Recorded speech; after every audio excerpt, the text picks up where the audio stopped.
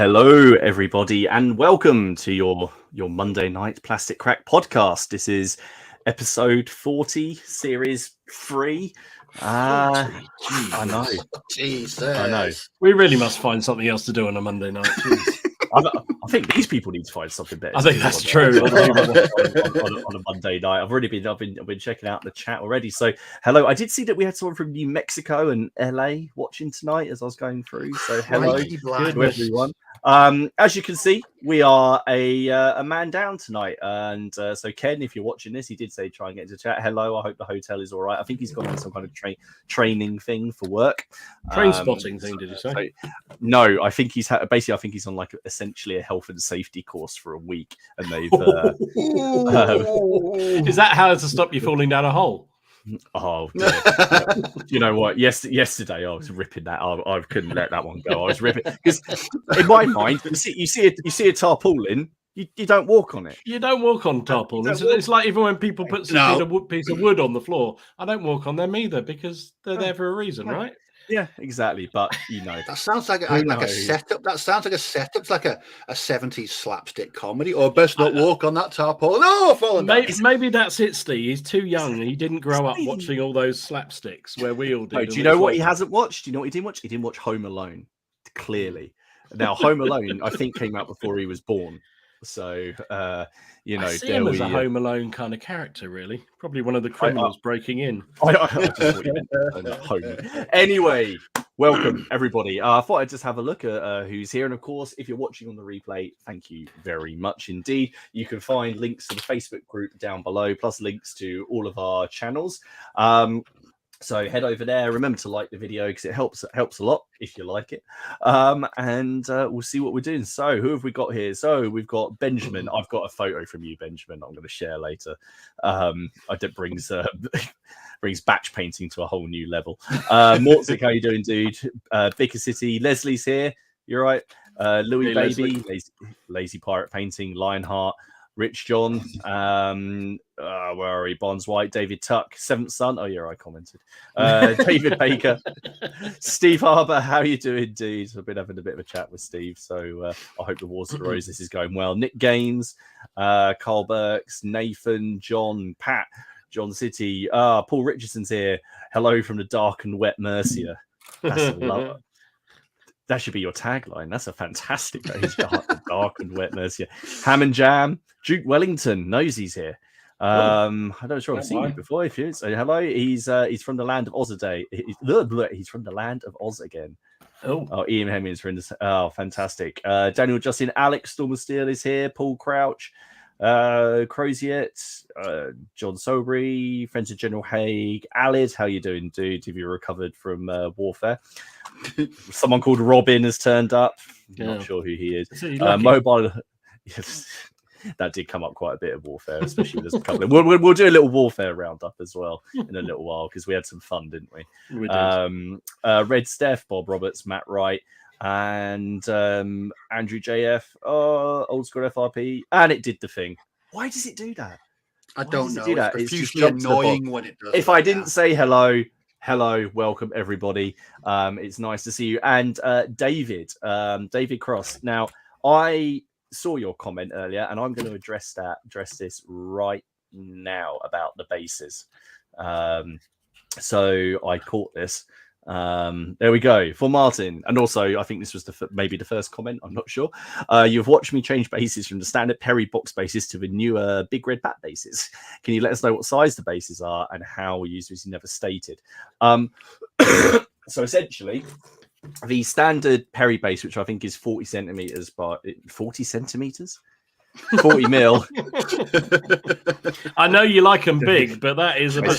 That's a Yorkshire base. That's a Yorkshire base. The standard ones I use are these ones here, which are for King and Parliament FK&P 13B, and they're essentially about just over 6 centimeters by about 45 centimeters. What's wrong with me? You're still on the drugs, mate. No, they're still in my system. The train journey back from Ken's was a bit interesting. I didn't know I had to stop in Farnborough on the way back from Ken's. I could have just stopped there. You could have. We could have gone to Warfare again on the Sunday and take you back. I know. But anyway, yes, these bases here are essentially 60mm by 45mm, and these are the standard ones I use for everything. And then for cavalry, I tend to use the FK&P 6 ones, which are like this one, which are 60 by 80.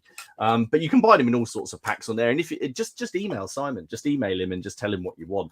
And he's quite good at putting together packs, because I imagine he has a lot of MDF hanging around. So there we go. I hope that answers the question. If it doesn't, just send me an email. I'll try and answer it. But guys, how are we? Steve, how are you? Because obviously you weren't at Warfare, so we were a quarter crack down. No, I was fine. It was good. What was that beer you were drinking? Was it like Brewdog? It was Brewdog. Yeah, I thought it was by the cans. Well, we because Ken, what was it that Ken wanted? I can't remember, but we banned him from having it. He was something. He wanted Carling, didn't he? Didn't he ask for a Carling? I think he asked for Carling. Yeah, he did, and we said go away. We said no, and we forced him to have something else. So yeah, that was good. But how was? I was going to say, speaking of beer, did you see the one that I had on Saturday night? No, mango. It was mango pale ale. Oh, for God's sake, Steve! Your insides. Disco forklift truck. It was called. It was. Honestly, I mean, where's disco forklift truck? Why is that a thing? How can that be? I don't know. Honestly, it was so nice. You could have thrown in like glacé cherries and no, not throw and some umbrellas. It tasted more like a nice Caribbean cocktail than a beer. But I very much approve. But yes, that was Steve. Yeah. Have you ever drunk a beer that tastes like beer? Yeah. Don asked me the same question one time on Facebook. He said, yeah, he did ask me that. Although when we were, remember we were at CrackCon, and on the Saturday after we just finished, I was craving a crisp lager, and I was drinking Stella, and it was so nice. I've not had Stella in so many years, but this was, like I said, it was an ice cold and Alex moment. It was just, I just wanted a crisp golden. It's not wrong with a pint of wife beater. Absolutely. No, there isn't. But it was no, it was very nice. But I can't see me going back to the Seventh Son channel does not endorse Dom's comments. No. So we've just had. I've got to agree with this. Paul says a quarter crack. Is that a unit of measurement? Yeah, it's actually the measurement that we're going to serve the beer in now. We'll get our own PCP beer. I'm sure we can sell it well. It's going to have. We have so many like fights. MDF. We rarely have any disagreements about any of us, the four of us, apart from Ken, but we ignore him. If we tried to do our own beer, what kind of disagreements would there be? I mean, geez, what kind of beer could it be? Oh God, that would be that'd be a marketing meeting and a half, wouldn't it? Wouldn't it? Yeah. I think Dom would just want to call it just beer. It's just beer. Just beer. Get your lives together. It's just a flipping beer. Yeah, there you go. Just beer. Well, anyway, guys. So if you've seen the title of the show tonight, well, part of it, I just want to talk about streamlining and simplification of rules and how what do people think? Is it something that they're seeing a lot of? I seem to be seeing a lot of it, and I was just wondering what people thought about it. Is there anything wrong with it? What's wrong with a big chunky rule book that you could commit a murder with? So I thought we'd have a chat, see what the others think, see what you think. Let us know in there, and also we're gonna have a little chat with the others about what our favorite systems are, and do you consider those rules crack a beer? I like that. This might have to happen. Is there anyone in the chat who's good at brewing? Anyone got a microbrewery? Don't, because if we could give it, look how all it took for Ken to go and buy a 3D printer was James, like one car ride with James. If we could convince him to go and get like a microbrewery going, well, Steve's named by marketing people entering random coordinates into what? That's not a bad plan. I think that's probably about right, Matt. To be fair, the second one I had on Saturday was called Baby-Faced Assassin.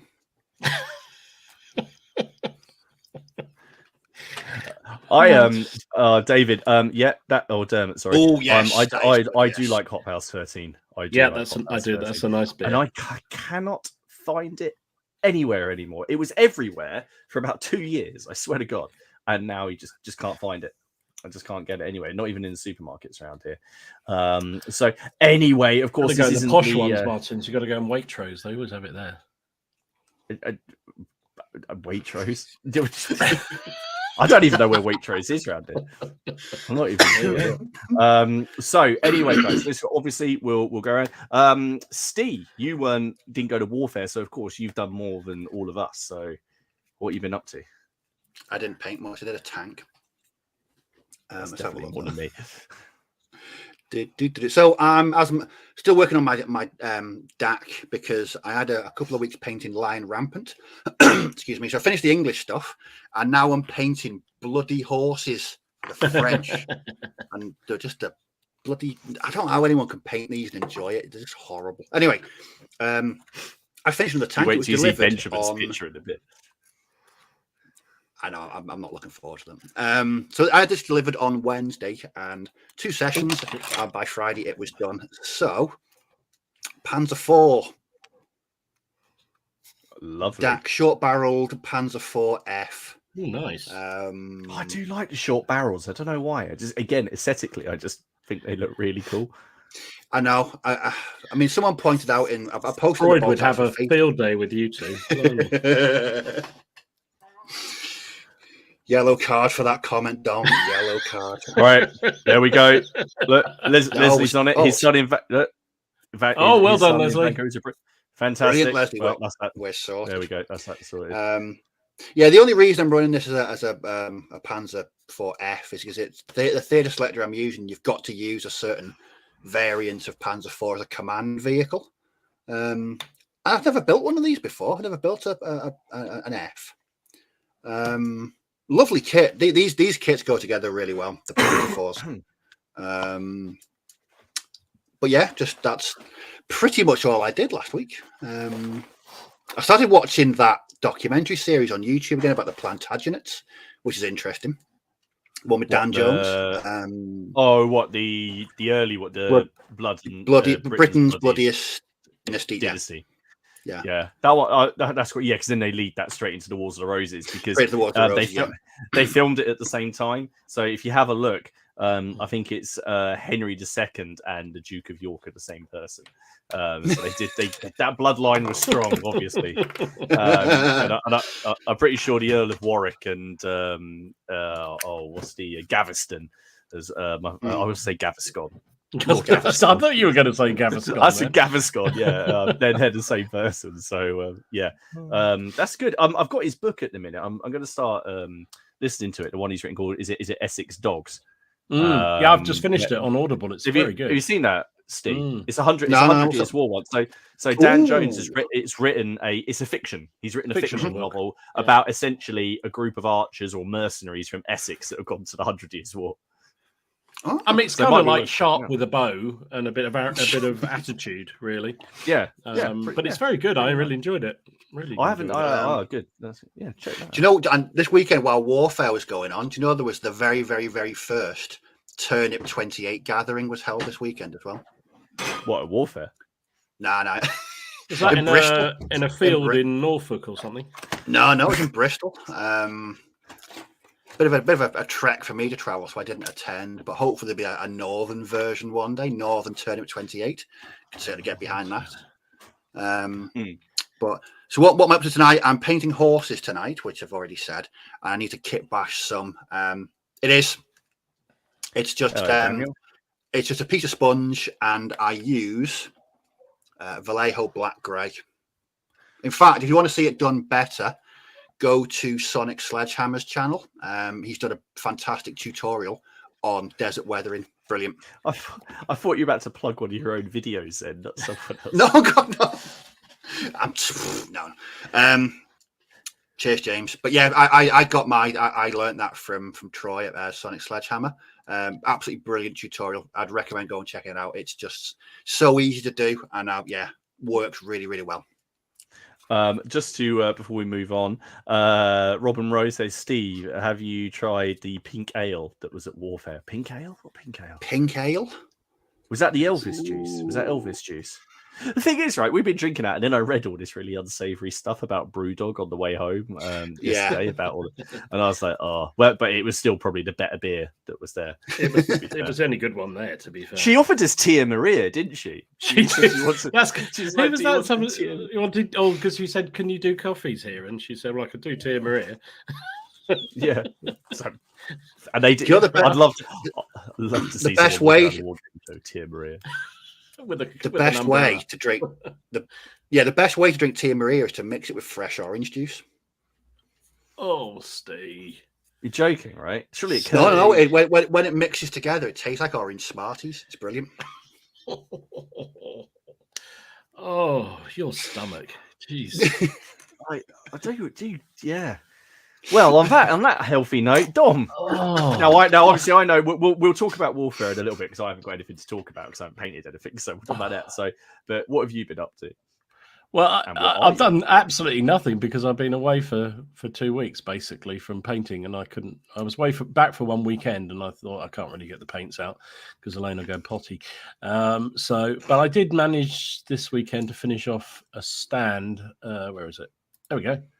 Oh, no, let's start with that one. That's better. Hey. So nice. I wanted a command stand for this faction of Scottish mercenaries for my Wars of the Roses army. And as you know, Martin, we were struggling to find, we talked about this before, trying to find a Matilda who looked, not Matilda, I keep saying Matilda, Margaret of Anjou, that was a half decent model. I know, and, it's really hard work. So we found... well, I actually went to find this. So it's Athena Miniatures. We had a good chat with them, didn't we? Yeah, we had a good. I was there quite a while, having a chat. You were picking his brain. You were. I might have been. Yeah. But it was interesting because there's just very, very few sort of figures that look good of a medieval woman of any sort, really, on a horse, particularly side saddle, sort of impressive. So I think that for once the Perrys actually fail. Their one is terrible. And I haven't seen much else. Like it does look like a potato on a horse. Actually, it worked for Steve. He'd probably like that. Yeah. But yeah. So yeah, so that was that one. But I mean, I think some of those Athenas were really nice. Their character ones were really, really good, weren't they? But the main bulk of the troops were very sort of gangly. I think I wasn't so keen on them. But the vignettes and they had a really good surgeons. Yes, he said he didn't recognise her as Margaret because she wasn't scheming. No, I don't really. I wouldn't really call what she did scheming. I think she just did power plays. I don't really think she was a schemer. She was just she had more guts than the rest of them put together. Pretty much, didn't she?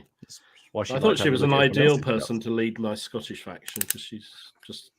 You know how she paid. You know how she paid them, don't you? The Scots. She basically told them to go and loot as much as they wanted, didn't they? Yeah. They burned down Royston near me. They basically went into Royston and then just left it, and there was just a scorched patch left.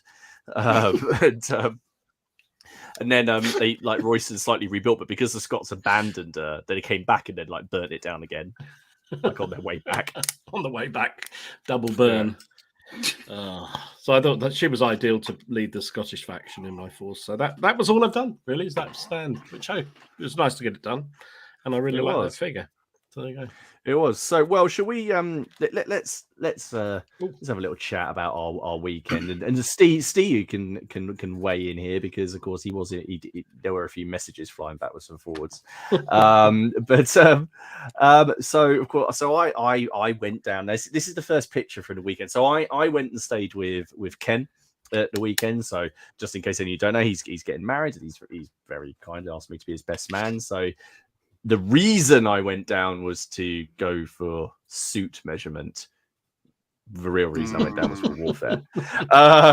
So it's two birds, one stone. So no, but it was a nice time. So I did stay in his house, and I agree with it. This is me trying to get out of the fiddle yard in his loft, right? And I can confirm. Well, first of all, I nearly cracked my skull open up there. That the fiddle yard is real. it's massive. He actually pointed it out to me. He has got a lot of he's going to build up loads of terrain up there. When he's going to do this, I don't know, but it is fully set up and kitted up. He's got extractors and everything up there. So yeah, he's now, but he has got dwarf to get in there, do you? You do, pretty much you do, yeah.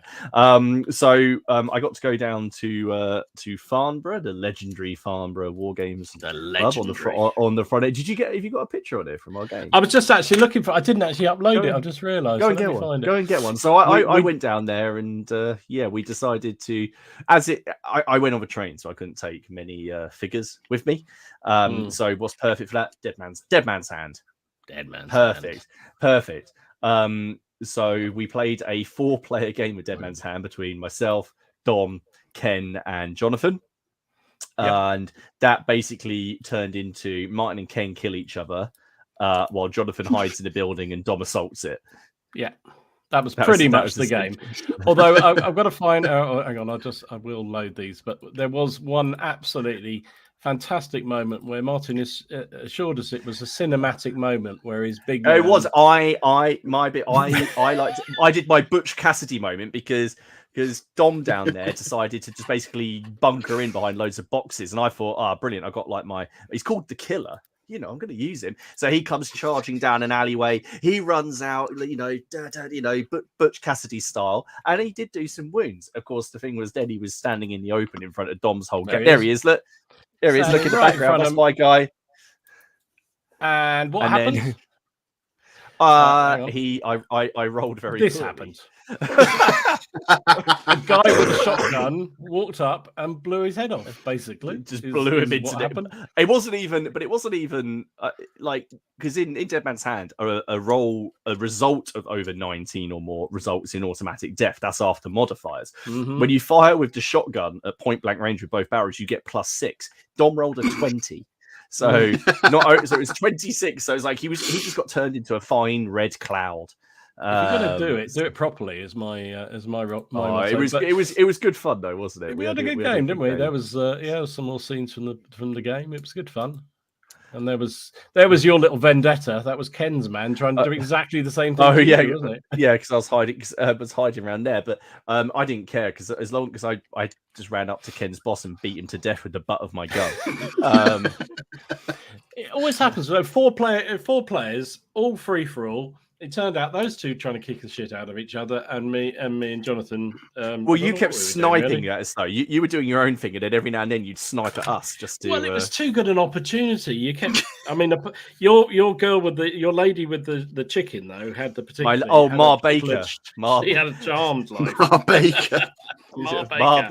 Ma Baker, and little KFC there. They went and did the bulk of the work. They went charging across the board, and then I managed to. I did the gamer's mistake of not looking at the board from all angles. So terrain. So she kind of moved out into the street, and I found that I'd moved her into the middle of a gunfight between Ken, Dom, and Jonathan, and she stood in the middle of it. And let's just. And you know what we all did, Steve? We all just turned around and went, "Oh, we'll kill her then." We all did. We wanted the chicken, really. The chicken. The chicken did not. There were just a few things. Storm still says it was the good, the bad, and the ugly. But who was who? I'll let you guys decide. We'll pass on that one. Definitely. I just want to point out that I only had 5 figures and you had like 8. But yours were all supposedly very good. Yeah, but I know, but they don't take account of my rolling. You see, I'm only roll well. It's not. I don't roll well against Robin. He just rolls terribly. This is the thing. My roles haven't changed. It's just that Robin's found a way to roll more poorly than me. Because how many times did our guns jam in that game? It was ridiculous. Quite a few times. Yes, most of the actions were reload. Anyway, of course. So we got to go. It was a pacifist game going. We went to Warfare, which was at the Farnborough Airfield. Airport, actually, I think. Well, yeah, you see, when I imagined, because I thought it was basically just going to be like a strip of grass and some guy with a remote control plane. I didn't imagine that when we were driving in, there'd be like a royal jet trying to take. You said this to me, Steve. And I said, "Do you know the Farnborough Air Show, the biggest air show in the UK?" Because the Farnborough Air Show may be a slight clue as to a little bit. No, because I live no, and I appreciate it, but I live right next to Duxford, right? And they have their own air show, so I don't really pay attention to other air shows. That's so anyway, but no, we got in and we met up, and those of you who are on the Facebook might have seen we started today with a severe lack of caffeine. I don't know what's happened to Ken in that picture. Like someone said, it doesn't particularly look like him. I think it was that look of there's a bring and buy behind me and I'm not buying anything. Well, do you remember? And it's particularly good. He's not here to defend himself. He did say to everybody, "I am not going to buy anything. Not just at the bring and buy. No, anything at all. Not going to buy anything." And I can confirm that Ken did not buy anything at the bring and buy. No, really? No. But he bought quite a lot elsewhere. Yeah, right. Everywhere else, yeah. So we left Ken to sort of palm off all of his gear at the bring and buy, and then Did you see him at the end when he was trying to get rid of what left of his? He accosted that poor old bloke. Poor bloke who was just looking vaguely at one of his lots, and he went, "Oh, you can have it for £5. All right, £3. All right, you can have my wife." It was like, for God's sake, it was like. I know, and the best thing was when we got back to, he's not here to defend himself, bless him. But when we got back to his when we got back here, back to his later, he's trying to explain to Laura. He goes, "I can't believe he didn't buy it." I was like, "It might have something to do with the fact that there was this big ginger weirdo leaning over him, basically harassing him, going, "God, buy it, buy it. I'll give it to you for a £5." People making him sound really gruff. Where that looked like Ken or not, and I knew I'd seen that face somewhere before. It did look quite familiar. he hadn't told Laura, he hadn't told his other half about that. I told her that in the car yesterday. Sure, it was hilarious. Anyway, of course, we had a good walk round. We got to talk to a lot of the traders. We got to chat to Glenn from War Bases, who's on the show a few weeks ago. A good catch up with him. Stuart from Great Escape Games. Get chaps from Gripping Beast. We got to have a chat with all of them. And then, of course, we swung round past the bar, and everything got a little bit more. Yeah, it was all happy with the beer. It was all happy. All happy again once the beer went down. But it was a really, really good show. So, of course, this is only the second time I've been, and because the last one was in Ascot. Which was a bit of it was, I enjoyed it. I very, very much enjoyed it. But it was a really weird venue. But Dom, you've been to, this is your show, isn't it? This is your local show. It's the one I go to the most often over the years. Yeah, I think. So how would you say it compared to previous ones? So, I mean, it's a good venue, although it's a bit remote. Getting to it is a bit. Driving's fine, but you drive halfway around the world to get into the airbase. But I think it's a really good venue, and I know that they're trying to sort of build it up to be sort of a rival to Salute. And I think if they can stay there, they've got the space to make it so. Because one of the unique things, I guess, about Warfare is compared to something like Salute, is they have a very large tournament scene there.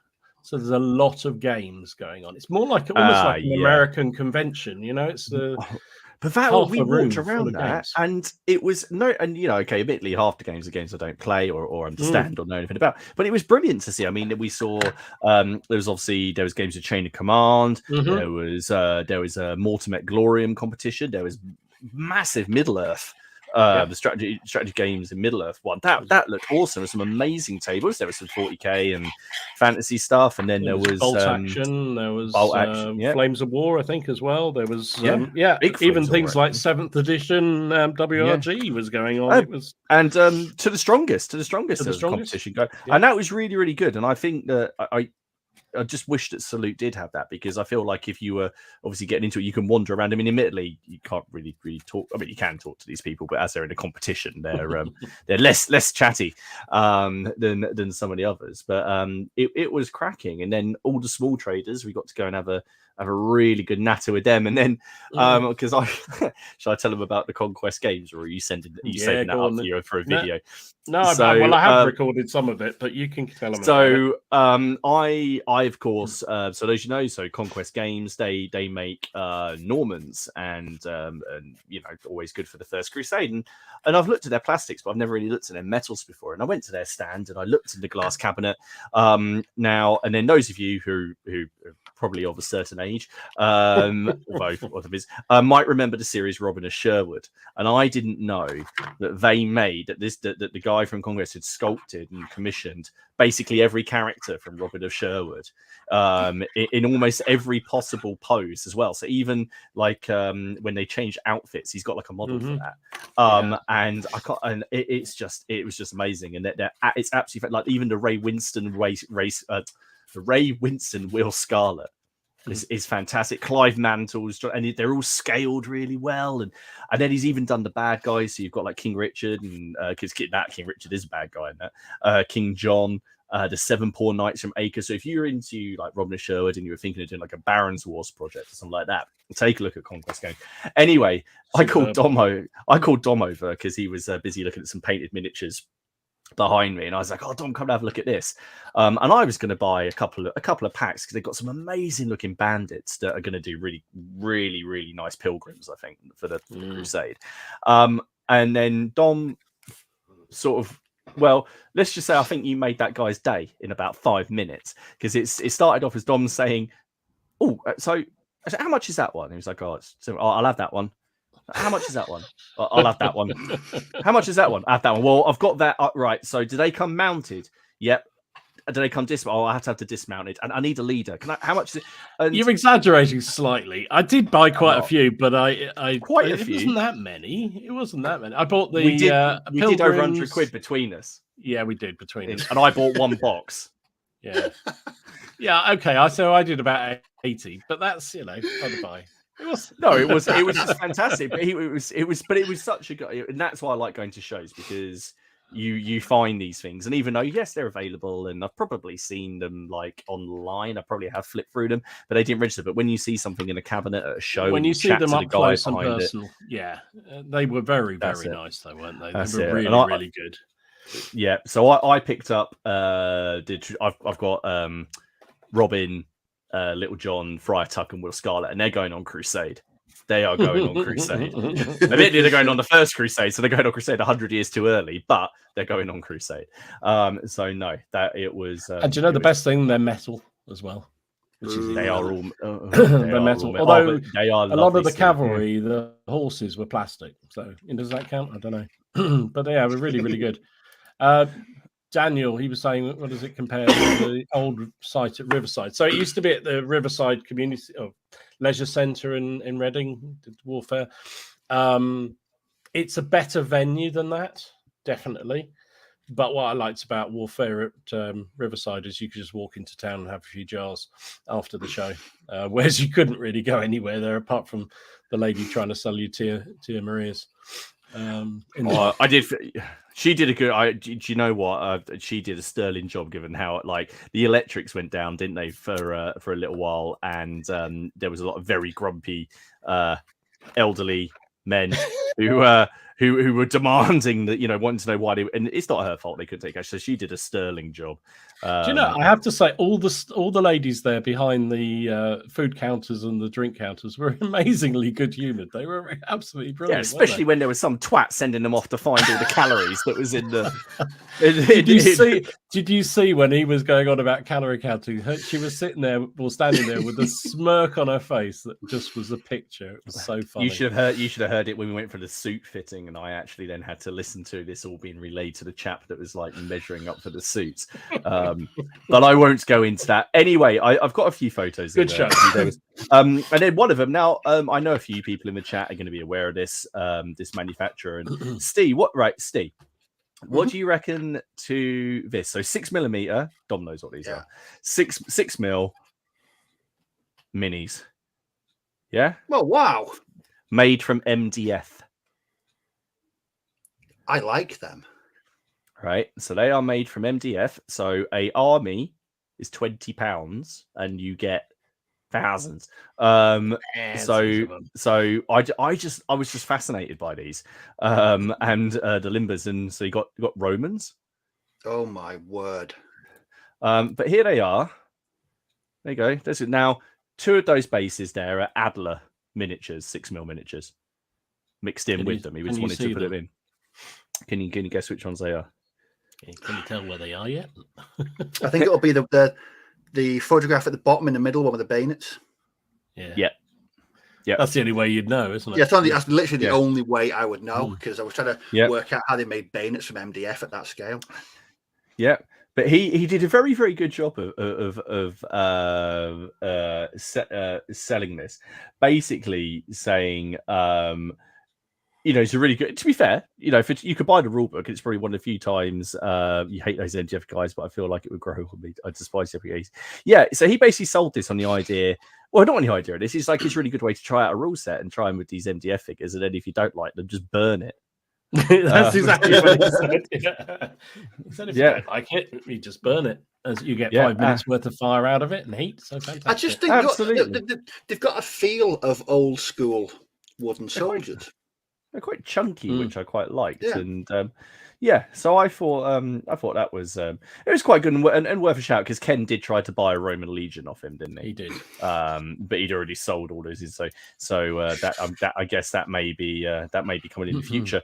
Of course, we went around the rest of the show, and of course, if you were there and you came and said hello to me, Dom, Ken, or any of us, thank you very, very much. It was nice to catch up with people and see a couple of people as well. And I know a couple of you wrestled some secrets out of us as well, which was I think that was because we'd had a couple of beers by that point. But we can't be trusted. You can't be trusted to go anywhere. Loose lips and all that. I know, exactly. We told them the truth about you, Steve. It's fine. You're a massive socialite and you're out partying all night long. So we've we did hand out your address and number quite a bit. We did. It's like please contact us at this. But given the fact couriers can never find you, we thought they wouldn't either. So we do, but we should say a big thank you to Martin if he's in the chat, or if you're watching this back, because he came and found us, Martin Price, and he basically pointed out that the Battle of Dorking game that was going on in the corner, which was a made-up scenario. A what if the Prussians invaded in whatever, like 1870, and we went over and played a couple of turns, and it was me and Martin against Ken and Dom, and I can't remember the name of the rule set now that they were using, but it was great. Real old school book, weren't they? I can't remember. But here's a picture. So this is taken from the Prussian side. As you can tell, Ken was incredibly happy because there's a station. he just wanted to play that column that's marching down the rail line, because then he could go choo choo. It was a fantastic table and a lovely layout, and the guys who put it on were just really gracious and just let us have a play for a couple of turns. I would like to think that the British, because at this point the British have been pushed back to that road and the bridge and the other bridge that you can see. I'm going to put my hands up here and say I did not help the British cause one bit. Martin did the sterling British job. Were controlled by this Martin, and his dice rolls, as we know, are a little bit suspect. Yeah, and the commentator's like, "Who's going to use the rifles?" It's like, I refuse to use the rifles. Yeah, he wouldn't use the rifles because they're still in that horrific green. So Martin rolled with them, and then you see that sort of hole in the middle of the Prussians there. That's where Martin aimed. If you look at the bridge, there was a unit of guards on there that I was in control of. So they ran away, and then Dom tried to, but it was a great game. So anyway, that's our little things. I'm going to do a little sort of warfare sort of roundup on the channel, and sort of a look at what I bought. But it was a good show. You were misty. You were missed. Yeah, a bit too much. A bit too much outside for me. Yeah, a bit far. Bit far. Yeah, a bit of a trek. It will be a bit of a trek for me. Absolutely. Well, sorry. Oh, I did actually have one game last week. I've just remembered. I did put this now. I don't know. So myself and my mate Kev were like, "Oh, let's play something," and because I was still feeling a bit rubbish, I said, "Oh, just play anything, set anything up." So we played the Terminator game from Warlord. Oh, Terminator Genesis. Yes. Yes, and I enjoyed it. I've never seen anyone play that. Not only did I enjoy it, I really liked because it's written by Alessio, isn't it? And the system was really cool. Once you got your head around it, and it was just good fun. I mean, what you can see there, you can't really see them because so many of my Terminators have been reduced into the crawl, like they turn into the half Terminators and start crawling across the board. But you know what? I had a lot of fun playing that, and I'd definitely be up for playing that again. I know they don't support it anymore, or they discontinued it, but so I'm not going to. But it was just good fun to play something different. Lots of dice, which is always fun when you're rolling a d20 to do something and your opponent's only rolling a d6 and you still lose. That's always good. Let's have a quick look in the comments. Green Dragon Game says, Dom, did you get a church for Dead Man's Hand? Do you know what? I did not. It was giving me a hard time because that scene I showed of one of the pictures I showed of the game on Friday night, he said there's no church in it, and every Western has a church in it, which is probably true. But there's another box of those buildings behind me somewhere, so I haven't actually explored everything. So there may well be one in there. Absolutely, you do need a church. There was a church on the other table. We could say that was the other part of town. That's true. Yeah, there was a double game of Dead Man's Hand going. We couldn't quite work out how to have one play into the other, mainly because we were all dead within the space of 2 hours, so it didn't really matter. Hey, we've got an Epic Joey's popped in. It's been a while since we've seen you. How are you doing, dude? Hope you are well.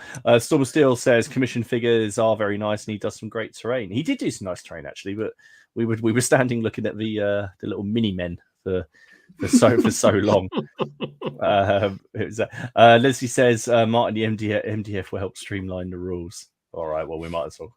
We'll get on. Sounds like a lead in somewhere there. It sounds like a lead in. Cheers, Leslie. Yeah, thank you. We'll take the hint. Apparently as bad as in Cowboys. Yep, thank you. I am. Anyway, so the reason for tonight's or a little subjective. Hang on a minute. Roger's finally here. Right, we can start now, can we? All right, no, we don't have to warble on about pretending we liked each other at Warfare. Excellent. Well, basically, the reason I ask this is because a lot of the games that I've seen come out recently, just always seem to it's a lot of it seems to be based around new streamlined rules for faster play, quicker resolution, simplified combat systems. And I just got wondering, basically, is streamlined, is that what everyone is looking for now? Is that what you look for when you go for a rule set? Is that something that and what does streamlined even mean to different people? Because to me, streamlined means quick. It means fast and easy to reference. Does that necessarily mean simple? Because I think personally that the Black Powder, Hail Caesar family games are simple. When I say simple, I just think they're straightforward. I wouldn't say they're streamlined because a game can still take 4 to 5 hours. There's still a fair bit of checking that you've got to do.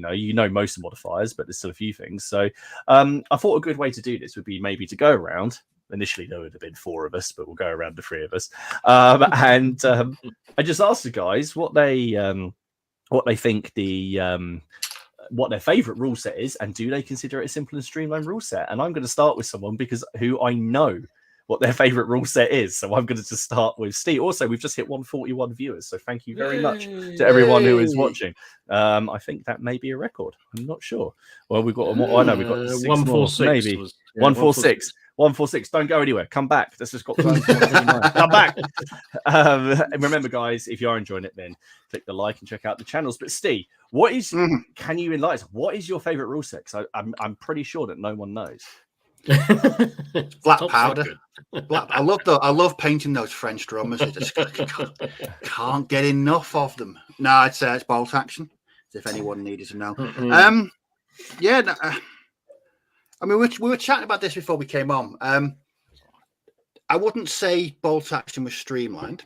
It's a relatively easy game to pick up. It's quite simple. Once you've shown someone the mechanics, draw a dice. This is how they move. This is how they shoot. This is how they run away, etc. Yeah, it's a good. I wouldn't say it's a complex. Like you say, I'd put it in a similar vein to Black Powder and Hail Caesar, in that there's nothing overly complex in them, but a game can still take 3-4 hours to get through. But I wouldn't call it a streamlined rule set. No. I mean, but that's what I was saying. I mean, do you is that something you would look for in a rule set? I mean, do you specifically go out and go, I need to? This would be better if Ken is here, because Ken specifically likes streamline games, and we're having a big conversation about it because he wants to. I'm going to quote Robin here, because Robin did actually. This all stems, this subject, from a conversation that we were having over one of our battles where we were chatting about it, and then Robin said, "Do you think this would make a good subject?" I was like, "Well, we'll find out. We'll put it on it." And then, Ken would want to be able to play the Battle of Waterloo in 2 hours. Sorry, Ken, but you're not here, so I'm going to just say that you would. But sometimes you just can't, So, Steve, I mean, would you say is a simple rule set something that attracts you to a rule set, or not really? No. I do like a game where, like, for example, when I was playing the participation game at CrackCon 2 of Blood and Plunder. Now, within about 10 or 15 minutes, I'd never played that game before. I'd grasped the mechanics, and that's certainly not a streamlined game. I mean, Dom, you've played it as well. It's a good involved game. I wouldn't know, mate. He kept changing the rules on me so that some young lady could win. There you go. I am gonna go through the comments, because there's some cracking comments coming, but I'm gonna chuck this up for you now, Steve, just because Leslie popped it up. It is. I mean, I've never approached any game of bolt action with the mindset of it being and 100% historical, accurate battle simulation. It's just not like that. For me, it's a comic book game. It's Victor, it's Commando, it's something like that, where there's over the top scenarios and larger than life characters, and the action's quick and fast paced. I've just seen a comment there about asking why I prefer to Chain of Command, and that's not necessarily true. I like Chain of Command. I've just never played it. I love watching Chain of Command battle reports, because I think, having played so much bolt action, Chain of Command is such a change. That's more of a tactical. I find Chain of Command to be a tactical simulation, and I don't think again, I don't know whether I'm in a position to say this, but I don't think you could streamline Chain of Command. That rule set is it? I mean, maybe Alex. Well, Alex has probably played a lot more Chain of Command than I have. 0. But I don't think you could streamline that. I really don't. Can I be controversial? Ooh. I never get this business about compare. Every time someone says I like bolt action, they go, "Oh, but Chain of Command's better." Yeah. It's like, really? They're different games, right? It's like O-Group. Would you compare O-Group with something else? They're different games. Some people like one, some like the other. It's why is this thing about bolt action versus Chain of Command? I never get it. Why not rapid fire? No, just to throw this out there, just before it gets going. This is all friendly, right? This is meant to be a talking point. No, not just for the chat, right? It's not meant to be. We're not going to get to which rule set is better, because we know which rule set is better. And and it is all personal taste. But again, it was just something I was confused. I'm intrigued though. It does genuinely intrigue me, because it goes on all different rule systems, doesn't it? And it's the same thing with all. It's like, people who love Black Powder won't, someone will say, well, why didn't you play General D'Armée? It's a far better system.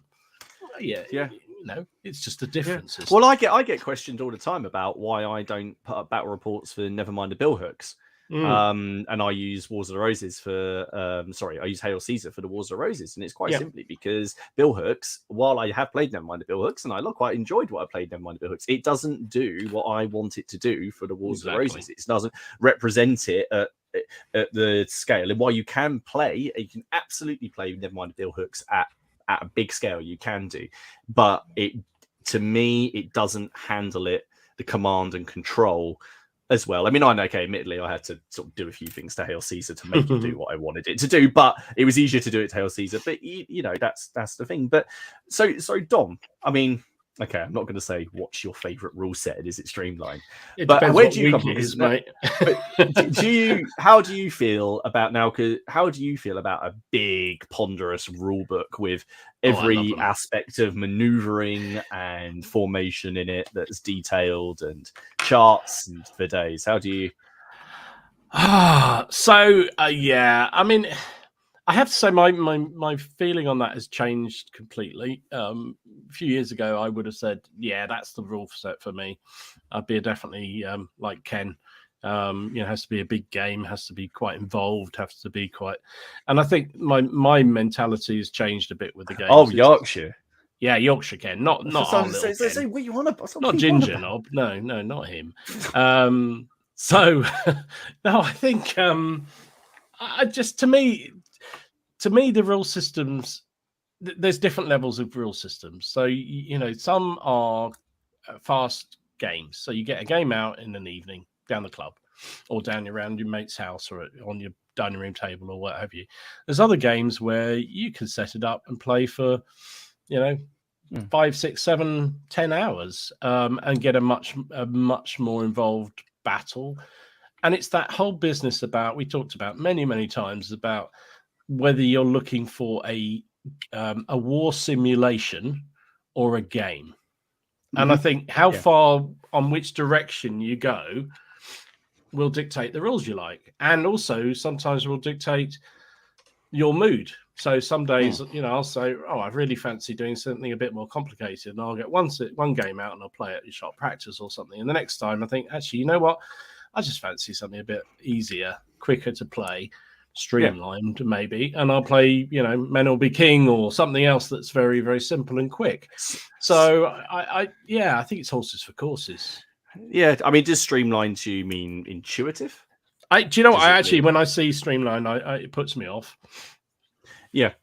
I was just wondering to say, this isn't about which rule set is better. I can see this in the chat now. How dare you like the things? No, we're not talking about that. No. Everyone's entitled to absolutely like what they like, and that's but it just interested me because there's 2 instances quite recently where new games come out and they advertise the big point of it, where say one of them's about to come out, is the fact that they've now streamlined it as the selling point, and you're just like, well, to me, all you got to do to streamline something is put an index in it. Yeah, that would help. Yeah, well, I think every Wargames book should have a bloody index. But then is streamlining? Is that what they really mean by streamlining? Exactly. Is it just the fact they've simplified it down? I was going to say bare minimum to make it a reasonable historic game. Sorry. When you just said then, when you see streamline, it puts you off. Do you think, without even looking at it, do you just think it's been diluted? It's been watered down. Yeah.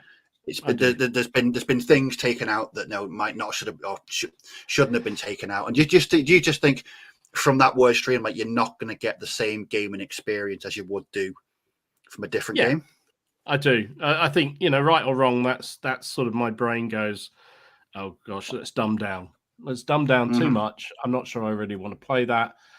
Now that's not to say I couldn't be convinced if I went down the club and someone's Alex said, or probably would be Alex because he likes a simple game, does Alex? Not in a bad thing. That's just the way he likes his games, and that's fantastic. We have some absolutely cracking games, and we play something, and I go, I would never have picked up that rule system because it looked too simple. But actually, it was a really good fun game, and fantastic. As long as it was a fun game and you enjoyed it, brilliant. So, friends of General Hake. So, I'm going to pause. I'm going to go through some of the comments because I've starred like 15 of them because there's some really good points. But I'm going to put this here. This was, do you know what? I was having dinner up the table with my kids and my wife tonight, and Haley asked what the subject was, and I brought in. She weighed in on it as well, and I said, what is streaming? She was like, well, does it get to the point where you don't actually have a game? And then she said, why don't you just both set up your armies, roll one dice, and whoever got higher wins, and then pack them away? Yeah, that's a streamlined game. Very facetious, very facetious. I mean, that might be what I have to do when I play it, and there is a game coming. Don't worry. But that would certainly save save a lot of time. So let's have a look at what people are saying in the chat, because there's definitely a lot of things. So this comment came earlier on, which was from Andrew, which is how streamlined do I think Hail Caesar second edition will be. I think it'll be exactly the same. I think it'll be exactly the same as it is now. I wouldn't call Hail Caesar streamlined at all. I would just say it's a simple to understand rule set. Like it's just straightforward to me. You know, they that's how they made it and how they designed it. I don't think it'll be streamlined unless that means that they've added an index, which that book doesn't have. So if they've added an index, then yeah, maybe. But I think all they've done is go through and revise a couple of things. Mini Agnostic has said Valor and Fortitude is interesting from that perspective. This is very true. Joe Johnson seems to be leaning on his Age of Sigma 1 approach, and they were stripped back. That was one of the rule sets I was thinking about, because obviously the Perry's put that up, and it's what, six pages, 8 pages? 4 pages, I think they say. Although it's interesting, it's 4 pages, but they're very small print. But yeah, it's simple. That's their selling point. Yeah, and that's absolutely absolutely fine. But it does, except it's free. But the miniatures aren't. Miniatures aren't. Alex, so someone obviously does this, who likes his rules because he doesn't look for it, but he appreciates streamlined combat, so he can concentrate more on the command aspect of a game, and that's the bit that interests me. That's very true. Combat can be streamlined in games. I kind of sit in the middle. I like a good command system, but I also like I do like rolling dice to just beat someone down in combat bit by bit. I do enjoy that. I think that system. Sorry, I was going to say I think that the combat mechanism from O Group is absolutely on the nose. If you want something where it's relatively simple, but it works. And it works really. I was going to say exactly that, Steve. I think those sort of systems and Black Powder's a bit like this, and Bolt Action is certainly the same. Is within the space of about 10 minutes, you know the core of how the game plays. You don't need to keep referring. You look at the tables and the index for when there's an unusual circumstance coming up. But in that circumstance, I'm going to need a roll of 4 or 6 or whatever it is, and you learn that really quickly. And I kind of like that. I know I mentioned this the other week. I can't. Don, what was that rule book that you pulled out and you said it was? Oh, Retinue. That's the one. Yes. I mentioned when we were talking about that. I mean, that was written quite. How old's that rule book now? It's probably the 70s, I should imagine. So do you think or 80s? So do you think Streamlined wasn't on the agenda back in sort of the 70s and 80s? You think it was just we somebody was joking about this the other week, weren't they? About Newbury fast play rules. That was supposedly fast play and streamlined. It bloody wasn't. It was an absolute nightmare. So but I do think that the nature of the gaming community out there has changed considerably. That's part of what I was going to come on to. Yeah, I think you're right, definitely. And what we want, or what the gamers want, the majority want.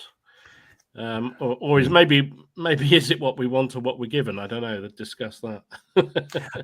So Robin's comment is streamlining. Is it? No, it's not. It's a catch-all to the flavorless generic waffle. Tell us how it is, Robin. Absolutely. Yorkshire Gamer. A lot of rules say things like play Waterloo in an hour on a 3-foot table. I've spent 40 years building armies of thousands of figures. I'm not putting them away after an hour. See, that's kind of where I start. That's sort of where I start to get.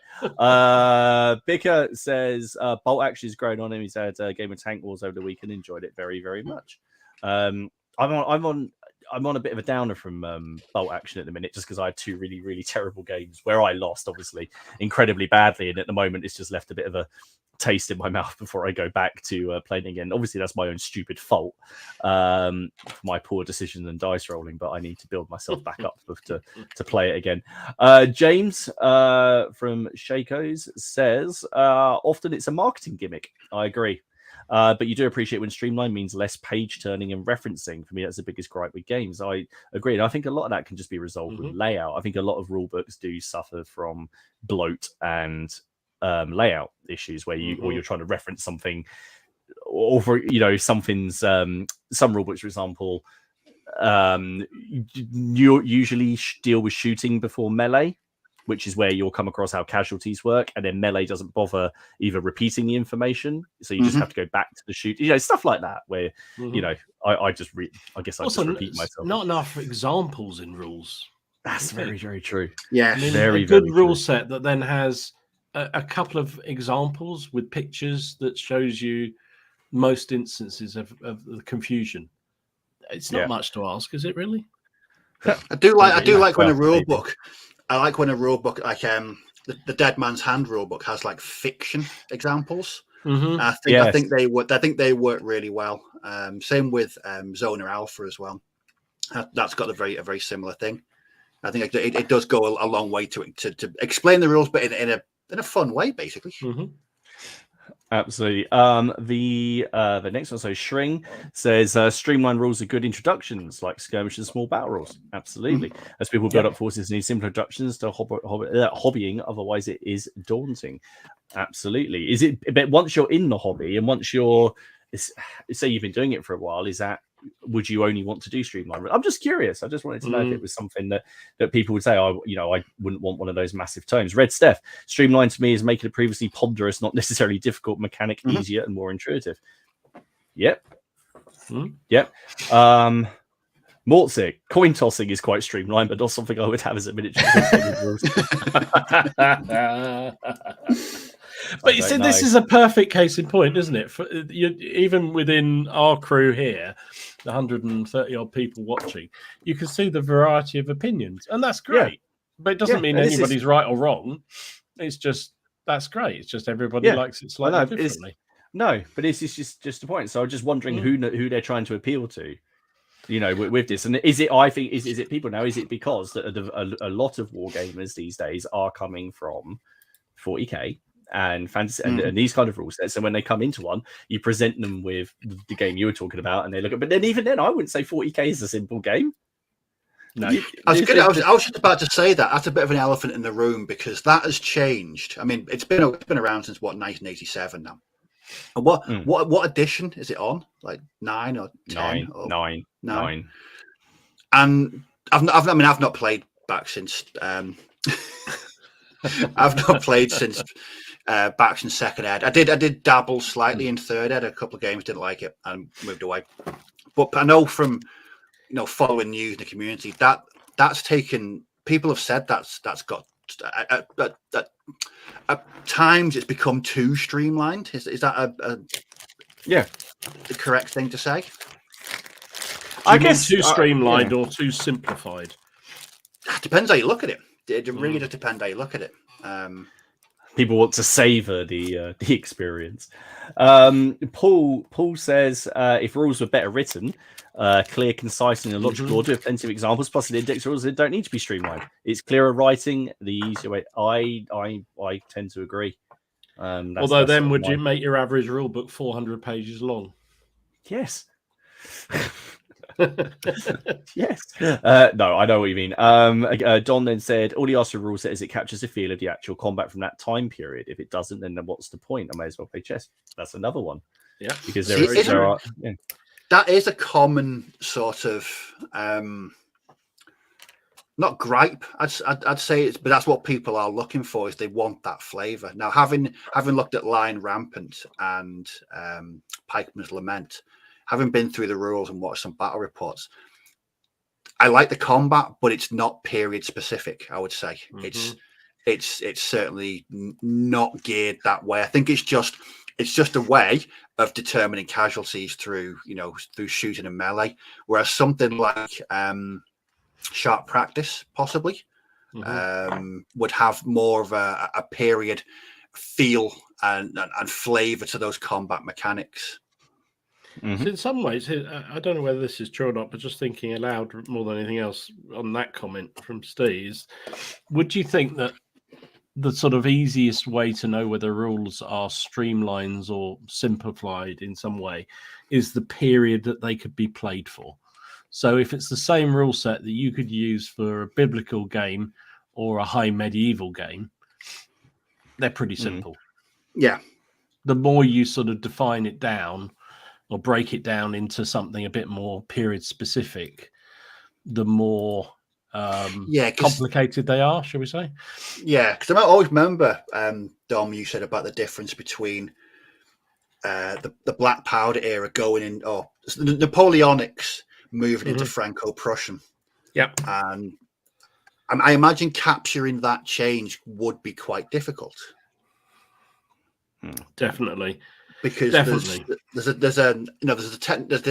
technological advancements and also the tactical advancements. But how do you represent that? Yeah. And again, how would you streamline that if you want to go down that route? That's absolutely fair point. That has actually just reminded me about something we said at Warfare, because Ken started going on about Roman. Side note: real Romans, late Romans, didn't he? Yeah. And I was trying to put in, and I was trying to say to him, it's like if you look at the early Romans and those late Romans, they have there's enough time between the two of them, and they have there's like 800 years. That's like us and the Barons' Wars. So and it's like, so that's why you can't, you can't represent them. Anyway, that just reminded me of that. I'll just finish these ones because then there's 31 comments to chat up. Redster said it's a game supposed to be fun. Absolutely, you don't need a PhD to understand the rules, but also don't want to roll one dice and win or lose. You usually lose. Absolutely, ultimately, absolutely agreed. It is a game. Alex, a lot of people, it's to ensure people playing a 2-hour session at a club can play it to a conclusion, which is probably most people's experience with gaming. Yeah. Yep.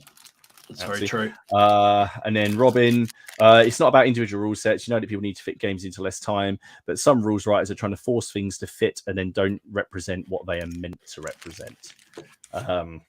All very, very valid points, and all the comments keep going. Okay, well, here's another one. What about games with set turn limits?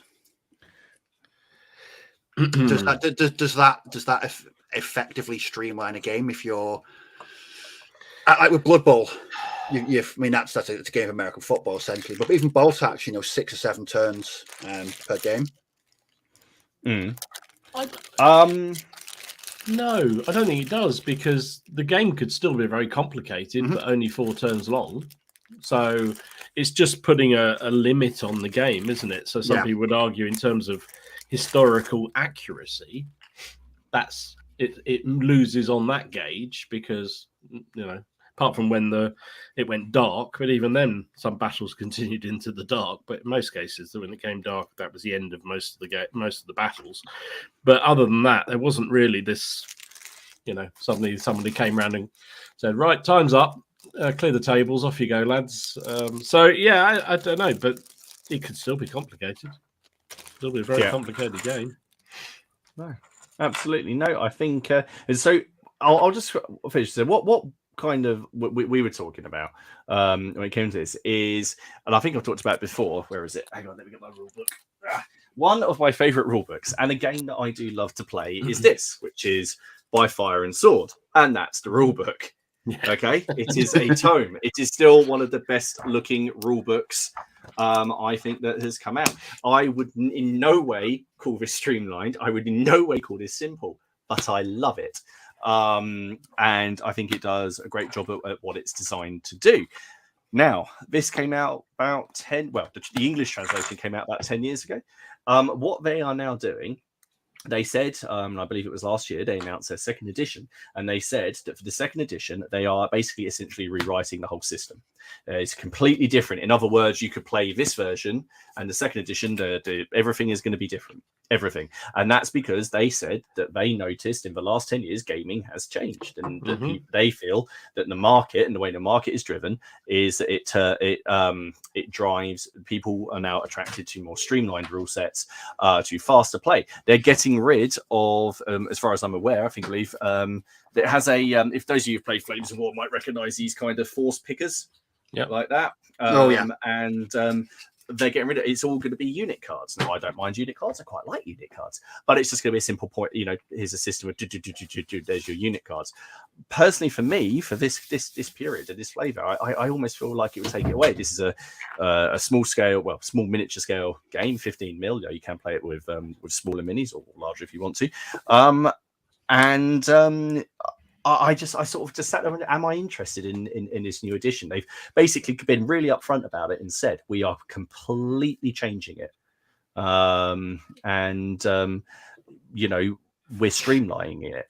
And to me, I was like, well, I love this. I know you bought the book, Dom, and you bought the digest little one. version. Yeah, I did. But even that's still pretty big. I have to say, I did sit down to read it, and I thought, blimey, this is quite involved, and I sort of put it down. I haven't actually picked it back up again. But and that was what just spurned this. So thank you everybody for your comments. Shring has just said there's a lot of fridge Hayley tonight. That's because the wine's in there, and she's had a bad day. So that's what I imagine is going on, and she's probably watching I'm a Celebrity and hoping terrible things happen to whoever's doing. Well, it'll be Matt Hancock, won't it? He's doing a challenge or whatever. I don't know. I try not to. Mark, just going back to that the rules that you were mentioning then. Yeah, I think I mentioned this when the last time you brought it up. That's got to be a brave decision, hasn't it? Yeah, yeah. That has to be one where you don't just do that on a whim after a couple of years. That says to me that they're looking at sales and they're looking at people coming into the hobby and other games, and they think that in order to keep their game going and relevant, I guess that they feel they need to essentially change the entire thing. I don't know very much about it. I'm watching their updates when they put them out, and I'll be very interested when it does come out. But yeah, you do have to have a bit of bottle to do that, and that's kind of what. I don't. If it's just if, for example, let's take the new Hail Caesar edition. We'll come and do some news in a second, and I believe that's in there. But those are little tweaks and revisions, right? That they're doing. They haven't really overhauled anything. They've added, a couple of things in there, a couple more army lists. They've added some siege rules, but it's not much. It's not a much bigger rule book than the last rule book. So how in depth those rules are going to be I think it's just going to be general pointers. I imagine it's going to be guidelines, like a lot of the stuff in the Black Powder rule books, and that is there's always this disclaimer at the start that says play how you want to play. Whereas when someone says no, we're completely changing the system, the way the dice work, the way the points work. That was it, and again that word just kept on getting used as streamlined, and I was like, is that what's attracting people to rule sets now? I was just wondering. It's interesting. So question: are you going to continue with the old rules, or are you going to swap to the new ones? I would purchase or download the new rule book, and use the models that I have to play it. I really like that rule set, so I'll carry on playing that rule set. If to play the new rule set, I've got to buy lots of new unit cards and things like that, then I probably wouldn't, because I have expansion books and I have all the information, all the armies, and they even have an online army builder which prints all the stats off for you. So is that going to be kept live once the new edition goes, because the rules will be different? But we're an odd breed, aren't we, gamers? That we'll always move on. It's like how many rule sets that people loved, and then they suddenly change. They stop making them, or they move on to a different edition, and you never go back. And it's a really weird thing. X-Wing. I mentioned it before, but that for me, I know Mort Circus mentioned this before, and I think a lot of people have said as soon as second edition dropped, I lost all interest. I didn't even contemplate the idea of moving to it. I just thought, having read about it and what I needed to do and the overhaul and the new upgrade card, I just thought, sod it. But the same token, you didn't then continue with the old version. No, we just stopped playing. It's odd, isn't it? It's really a odd strange how we do that as gamers. I don't know what their mentality is about that. I mean, I know there are some people who carry on playing. Still people playing WRG's 6th edition, which is almost as old as me, out there and loving it, and good on them. But I've got my books in my bookcase here of rule systems that I loved back in the day. I haven't touched them since they stopped being supported or everyone moved on to something else. And I don't know why. I do the same. No idea why. No, absolutely. I couldn't agree. But no, everyone who's taken the time to comment, thank you very much. That will remain very civil. It's because Ken wasn't here. Yeah, I was going to say he'd have been every 5 minutes would have been. Let me be a bit controversial. I think it would have been controversy. That was me. It would have been interesting getting Ken's take on it though, because he is a big battle gamer, isn't he? I mean, he does prefer big battle games. I think, but he wants them resolved in about 10 seconds. yeah, he wants to get all the figures out and he wants to have the big collections, but yeah, he wants to get it over very, very rapidly as a game. He's an interesting beast in many, many ways, but particularly when you come to that sort of games, it's odd. Absolutely. So what I was just going to do, I just saw, because I saw Alex said this, he prefers a countdown timer to set turns like Force Morale. Absolutely. I enjoy that as well. Where are we in the chat? Haley sneaking bars of chocolate and glasses of wine out the room. I don't think there's any chocolate. There better not be anyway. I haven't been offered any, so I hope there isn't.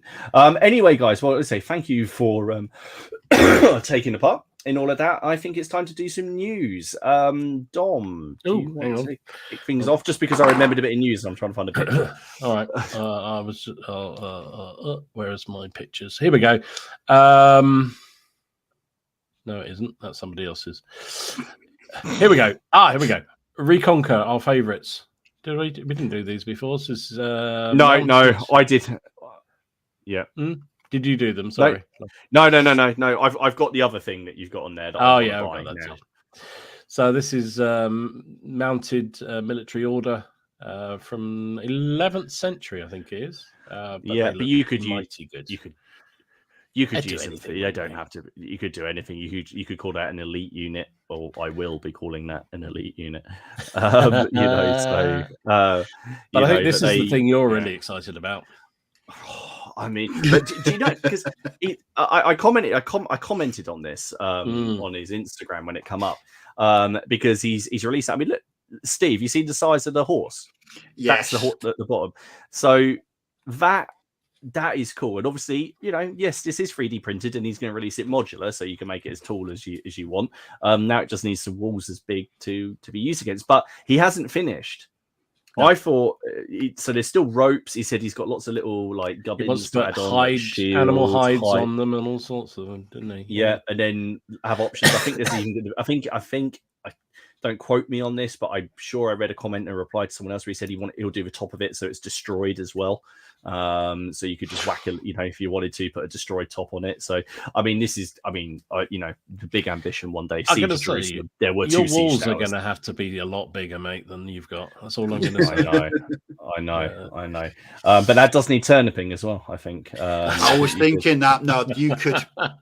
I know that Max was developing a new cult. And they live in towers. What? They just live in a tower. Isn't that what you do? Yeah. That's where he got the idea from. It's a Stee clan, a whole little Stee clan. Oh, fantastic. Also, Grey Green has released this charity figure, which I thought was really nice. This is the late Queen Elizabeth when she was in the military in the absolutely, which I think it's going to military charities. That's it. It's all going to military charities, and there's loads of scenarios that you could. I mean, obviously, you could use it in any World War II game, but obviously, Great Now Games published 0-200 hours. I don't think she's going to have any exact stats, but there's plenty you could use it for. Absolutely, brilliant, and it's for charity. Ian at Flags of War showed off these. These are coming in the new year. This is part of a new range of War of Austrian Succession figures that he's doing. So he's got Regiment, Garde Française, and French Grenadiers, I believe. And they do look mighty good. They do. But I particularly like the moustaches on this one. It reminded me of you, Steve. I don't know why. That looks like a turnip, don't you think? Obviously, this is the early versions of all of those, so they look really sweet. His range is going to get very big very rapidly. I didn't actually see them at Griffin Beast, at the Griffin Beast stand at Warfare, but I meant to go and have a look at these. But this is a new range of Parthian cataphracts. Yeah, we chatted about those last week because they're essentially just the Roman cataphracts, but with different heads. Fair enough. Yeah, they are, but they were in the raffle. Oh yeah, he won in. By the way, Ken won in the raffle. Of course, he bloody did. He won. a 10mm World War II. I think it's like a pack something, a gun, I don't know what it is. He doesn't know what it is. He just has the luck of the devil, doesn't he? Jeez. I know. We talked about this, but the new Hail Caesar rule system is pre-ordering now. 35 quid for the standard edition, 70 quid if you want to get the special one, of which is 200 with Caesar on the front. The standard one's got Alexander. I've got mine ordered, just the standard one. Me too. And that's primarily because a bit like when they did the Black Powder second edition, I got that. It did the second edition book was better. They just tidied it all up and ironed out a few things, and that's what I have here. And of course, I am interested because apparently, they keep on banging on about and the fact that it's going to include the Wars of the Roses, and the 100 Years' War. So I'm, but they're not supporting that, are they? Yes, we won't have that conversation. Sore point. My conversation with Warlord. And the other thing I was show is that I don't know the Max watcher you might watch on the replay, but just our friend Mac at Warlords, South London Warlords Salute next year is open for ticketing and everything else. 22nd of April next year, and it's the 50th anniversary of Salute. So put that in your diaries if you're in the UK or even if you're flying into the UK. I will not be going. Oh no, hang on, wait, 2023. Oh yeah, hang on. Yeah, that's the one I can't go to. Great. 2023. I can't go. No, it's because it's Hayley's birthday. It's the day before Estelle's birthday, but yeah. There we go. It's a big number for Hayley, and actually, I think you guys have been invited. We have, yes. We have, yes. You ain't getting out of it.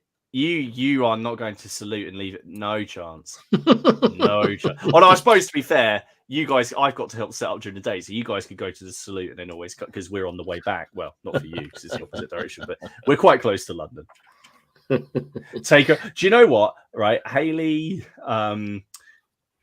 plays war games. She'll play war games. She'll listen to me talk about war games. She even has opinions on war games, and she'll help run CrackCon. The idea of going to Salute though, or going to a war game show, has not yet flown. She's got some morals and taste. Leslie, I questioned them about this, and they didn't commit to it. They didn't suggest whether it was actually just a later medieval supplement, not a specific one for the Wars of the Roses. Whether it was just going to cover sort of later medieval warfare, rather than just something specific. Because I've had quite a few questions for them recently, or in recent times. Have you got any more news? I think that's all I had. So I've got a few things that you see now. I deliberately picked this one up for Alex because I was listening to Battle Bunker's stream, and I know Alex likes Star Wars, and I know a lot of people like Star Wars. The Atomic Mass Games have released another new Star Wars miniatures game. Dom, you can switch off now. And this game is called Shatterpoint. Yes. Okay, now this is a streamlined skirmish game, which pits very, very. Now I think that Legion's still quite small. There's only like about 20 models on the board. Anyway, this you have like one guy, and here's Darth Maul and his little team. Yeah, that's it. But the main thing is they've upscaled the figures, so they're not the Legion figures. So of course, a load of the Legion people, as far as I understand, are quite upset because these are like, I don't know, what are they, like 30? I think they're the same scale as Marvel Crisis Protocol. Yeah, yes, that's it. Yeah, because they produce that as well. So anyway, if you like your Star Wars and you're not really invested in something else, that's coming out. It's going to be the same kind of thing. You have a little team of people, a small 2x2 board, and you kick the crap out of each other over Baby Yoda. But I did find out for Alex just because I know he likes Star Wars, and there's nothing there for him at all. Which was other things that I have seen that have been out there. So again, Flames of War, Battlefront keep putting out quite a lot of releases, and they preview. I've just picked this one just because I liked the rocket troops. Whenever I see those, so I thought those. I think that's just immensely fun. I love that. I will have to be adding some of those to my Brits because they're so cool looking. Yeah. Yeah. Awesome. Do you know what? I've in Second World War, I've got dozens of armies of all different scales, different sizes. I have 0 British of any scale, any period. Yeah. It's just bizarre. I don't know why, and I think I might break my cherry, pop my cherry. That's the word with these 15 mils because they do look fun. Alex said, "What's the range? 12 inches." But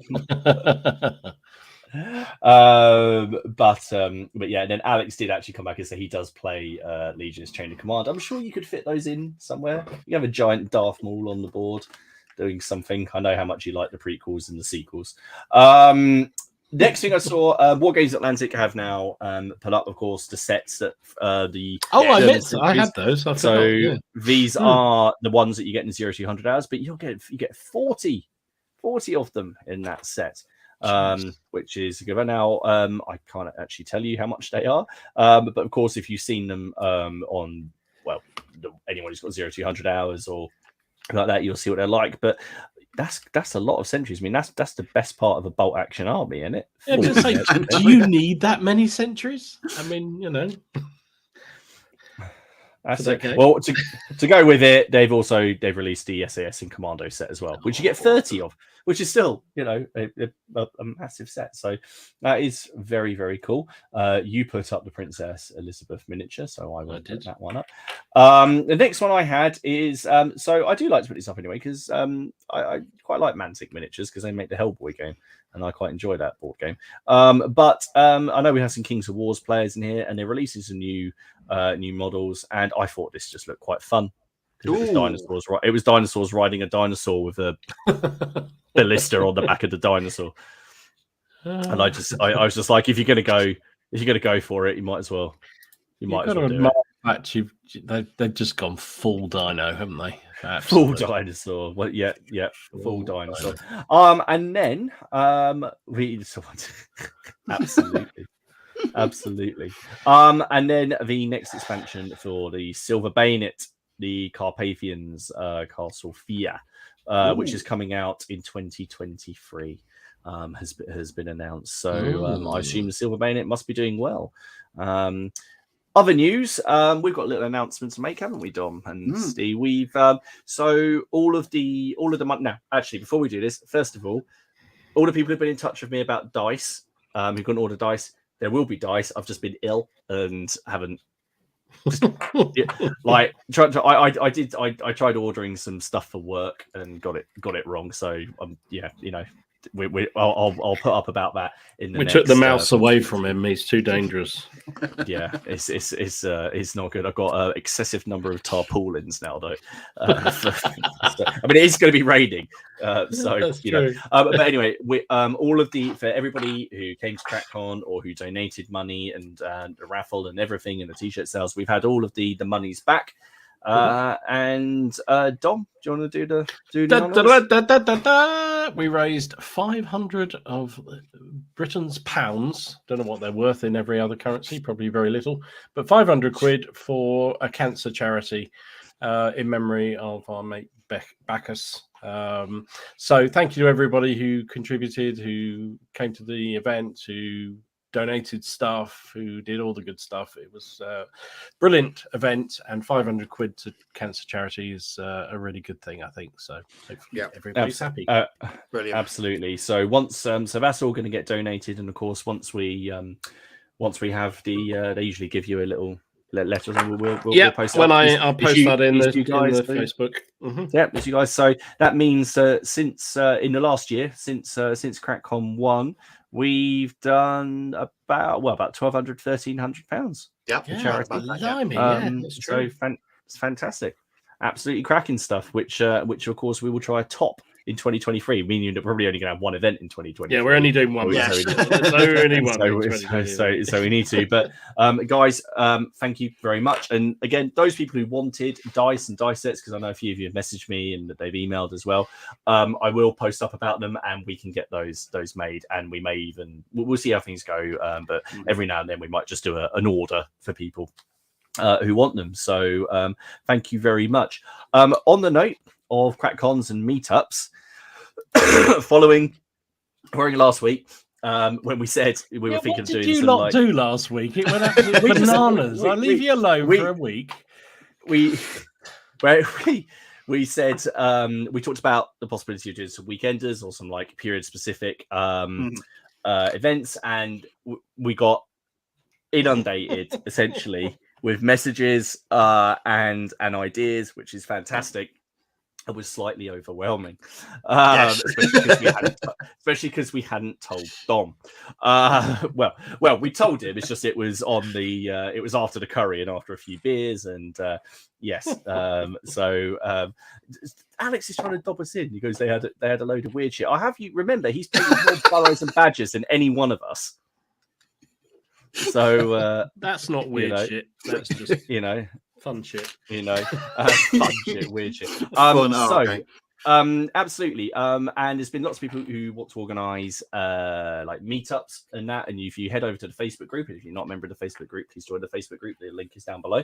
And so there's different people like in the southwest, northeast, wherever, basically all over the place. Now, all we'd ask is if you want to organise something and you want to do it through the PCP, which we have no issue with, please can you contact us first, because it was crazy.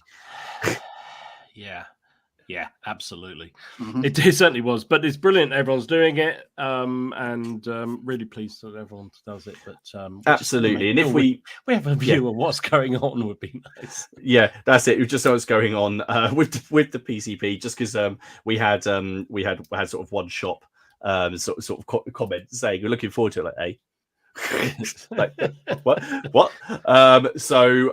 absolutely, if you want to do something and you get in touch with us, we might be able to support. If one of us, if we're nearby or a few of us nearby, then absolutely we'd love to get in touch with it. Give us a message, drop us an email, and we can all have a chat, because it's good. But I was chatting to a couple of people about a Wars of the Roses weekend thing, for which might have to happen. Of course, these would be a little bit smaller, but there's plenty of time to organise all of that. PCP is now the biggest war games club in the UK. It is getting a bit Hell's Angels. There's a lot of chapters springing up. Chapters appearing everywhere. Oh dear. Now let's go back before I lose it. There was a question here. Could you host do me a favour and pester Ken to continue his Stalingrad board? I believe it's in the bin because it went all rotten, didn't it? Did it warp? Did it warp? Did it get eaten by mice? Or it just felt neglected and ended itself. It just committed suicide, basically. It got. I don't think it survived the move, or he got it out. So he does intend to do another one. I think he'll probably print it. To be fair, hang on, where is it? He did.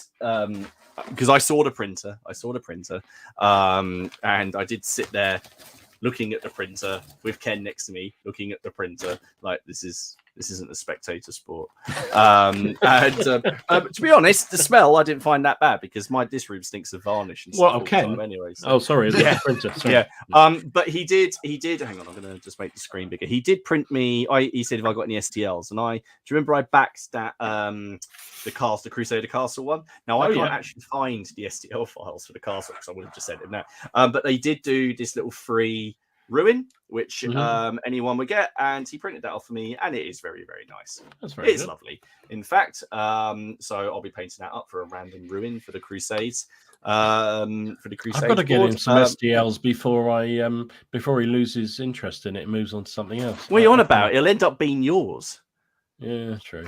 It'll just end up around yours. But it was cool, and he has printed. I'm not gonna, because I'm sure he's going to do updates about them. He's ooh, get like metal. We could get patches, Steve. We could get like the metal patches, like the band patches. Oh yeah.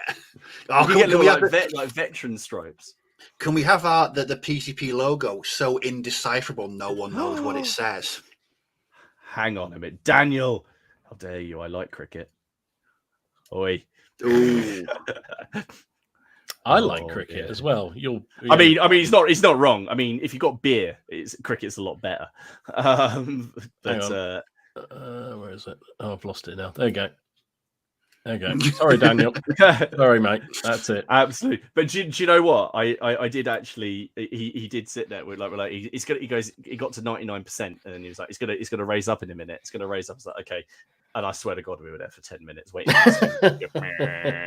like that just to come up. But no. So no, I think maybe Daniel is right. Maybe I do need. There needs to be a. Something needs to be checked. But yeah, it's. I'm sure he basically took all of his plastic miniatures, everything he's got went to that bring and buy. Yeah, didn't he? He took everything. I helped him carry it in. I wouldn't help him take it to the bring and buy. I left him there to go and find a cup of tea. It's so Ken, isn't it? It's like it's lovely. It's all in. It's like I'm going to throw everything out and replace it all, and then he'll throw all that out and he'll replace all that again. It's just Ken all over. Dom, have you painted his O group for him yet? No, I bloody haven't. I either got bored with that and moved on to something else by the time I painted it. I think he may have forgotten he actually bought it or gave it to you. I think he might have done. No, you know what it is? Anything to do with money and things like that, Ken will not forget. There's no way he would forget that. There's value in that aspect. He was trying to flog off some of his Lord of the Rings miniatures to me, but I've already got them. He's like, yeah, but you could paint up like another one. I was like, but why do I want 2 Witch Kings of Angmar? I was like, there's only one. Anyway, so for instance, what have you guys got coming up project wise at the moment? Is it just more DAC for you, Steve?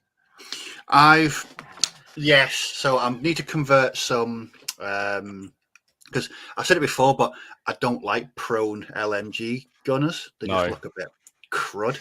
So I was planning to split tonight in half horses and half kit basher, but these horses have taken a lot longer to paint than I expected because I've put loads of armor on them to try and hide the horsiness.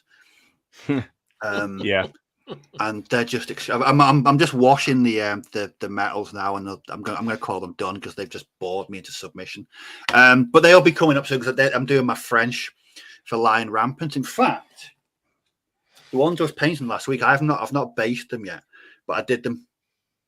So I've got the mud on there, but I love the colour scheme. I've gone for sort of a green and sort of tan colour. They work out quite well. So yes, it's going to be Lion Rampant, DAC. I've finally got to get around to making a painting tutorial as well because quite a few people have asked me about my Rubicon Marines, whether or not I'll do a painting tutorial. So I've got to do that. And I'm also going to be ordering some English Civil War from Peter Pig. Ooh. For Pikeman's Lament in 15 mil. So you're persisting with the Pikeman's Lament, are you? Excellent. Yeah, because my mate he's a massive W buff, so I thought, and he's got quite into it. It's quite a nice distraction for him as well. Mm-hmm. From bolt action. Oh, another thing. I've got to paint and build some more of those skeletons. Oh, what? The awful ones? Wow. Amazing. Can you do it while we're doing the stream? Yeah, can you do it while we're doing the stream? We want to see no. I mean, I have got a way where I don't swear as much because I leave the feet on the sprue while I'm building them. But they all look, I mean, they don't look.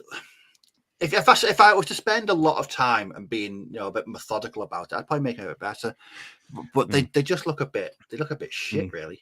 But once they're painted up and I've hidden the knackered ankles with their clump foliage, they look fine.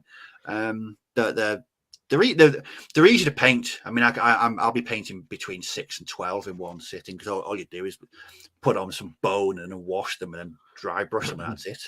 Did you finish your guys on stilts? No, I built 2 and then I got distracted by something else.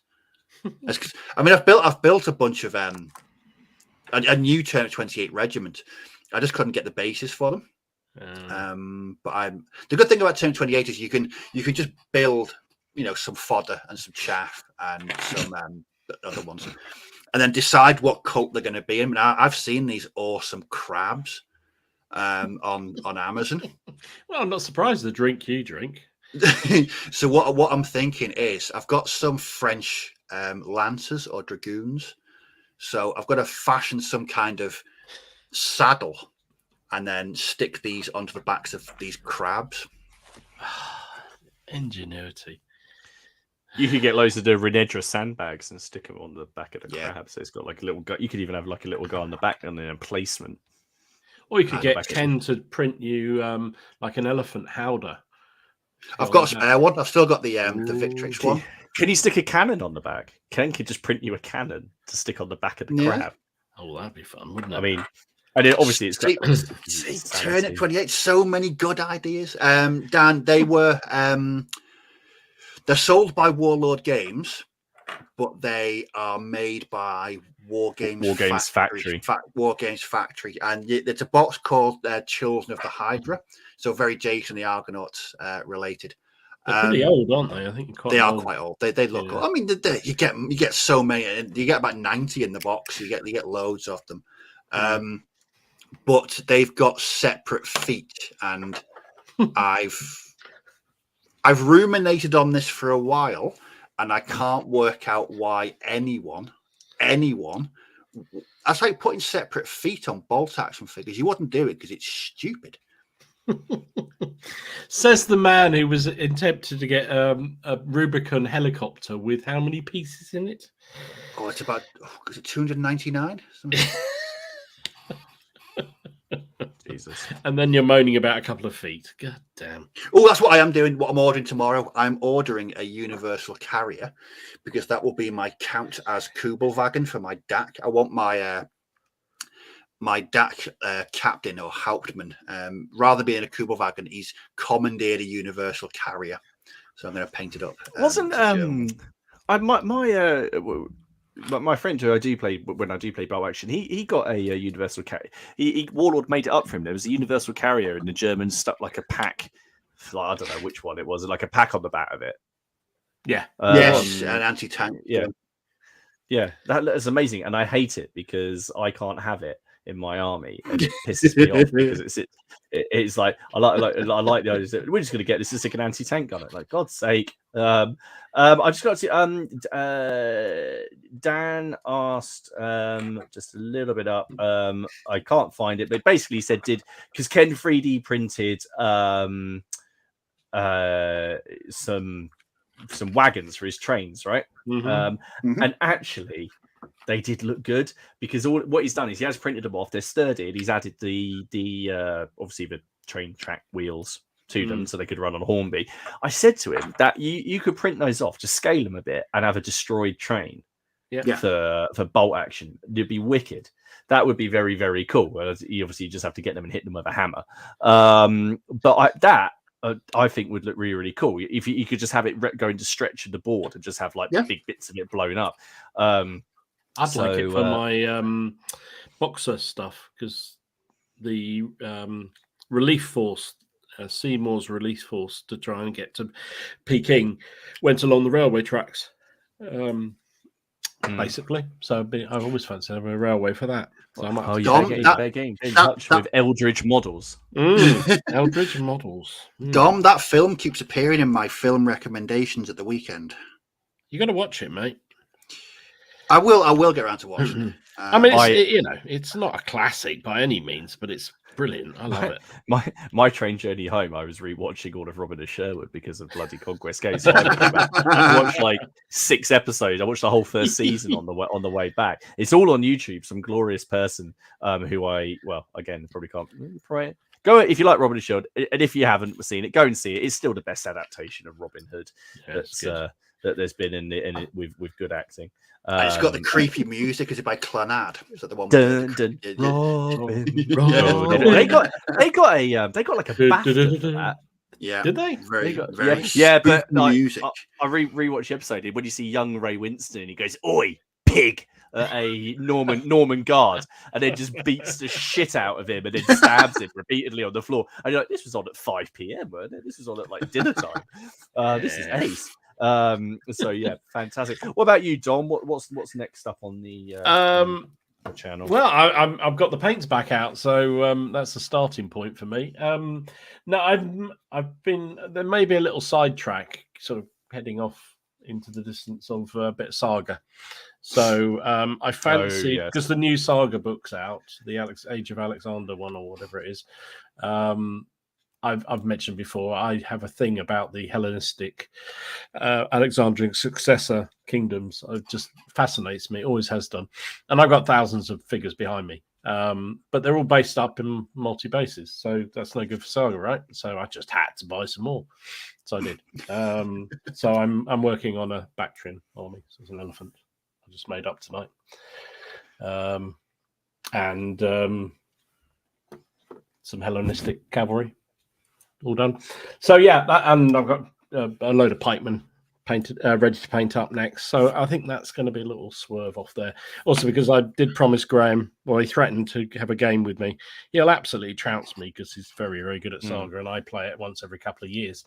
But I really fancy having a go with the Hellenistic. So that's what I'm going to be doing that for a few days, I think. And meanwhile,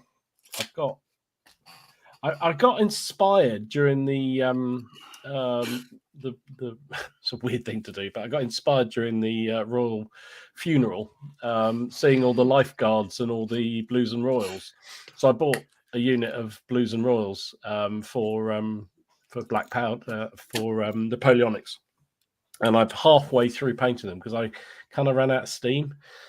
Cavalry sometimes just does that to me. I just get halfway through them and go, So I need to finish them off. So that's my project for this week, is to finish them and then also do some of the Hellenistics. So there you go. That's what I'm working on. What? No, Dom, is your box of stuff done, or is that on a? I've got a few more of them to do. I did pick up some. I did pick up some Japanese at Warfare. I think probably this week I'm going to try and have a game using Sharp Practice. I did while I was away. I took the rules with me and sort of worked out that I could play it using Sharp Practice. So I might have a try at that and see how it goes. And then actually on Friday, Jono and I have got a game of Pickett's Charge, which we played one game a couple of weeks ago and we really loved. I thought this is a fantastic system. We've never played it before. I've got Pickett's Charge. I've played it. Yeah. I like that game. Really good game. It's like General Dame, but a bit more simple, which is brilliant. And is it streamlined? No, it's simpler. It's not streamlined at all. It's the same system, exactly the same system. Didn't he write Pickett's Charge? He did. It was. I think it was the first one, and then I don't know which way around it was. The battalion, and then General Dame was the later one. So, that's what I'm up to. Things to look forward to. Absolutely. I've got a battle coming up with Young Robin, which was voted for on the channel over nearly 500 votes for the next battle report. For a battle report, and it just so happens it will be the next one. And 40% of those went to the First Crusade, so that's what they're going to get. And there will be some other games as well. And then I've got basically a bit of a channel update, and then I've got what was the other thing? There was something else. I can't for the life of me remember what it was now, but there is definitely another video and I can't remember what it is.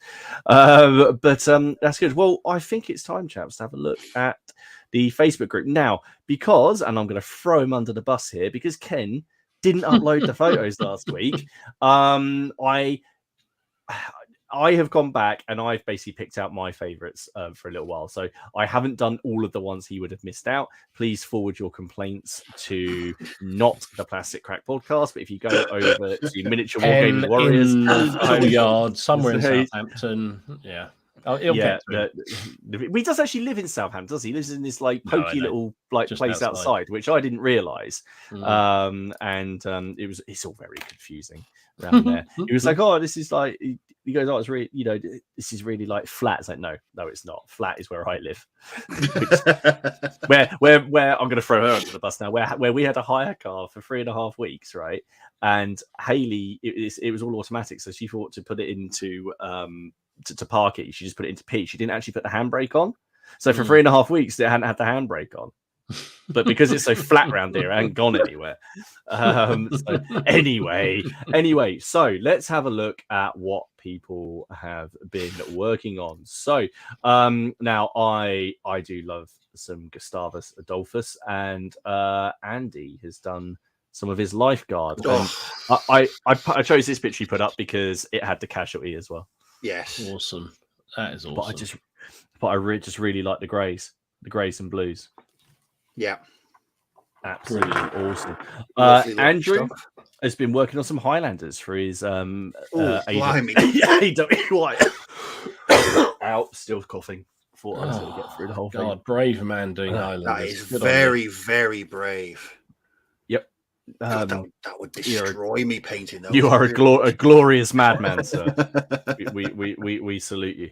They are lovely. Now the next one is the one now. Benjamin, I think you're in the chat, right? So I want you to talk us through why you put them all on the table. Is this the next batch painting? Because you got your 1060. I've called this file Benjamin's 1066 Madness. Now, just to confirm, that's all 28 mil. He is a madman.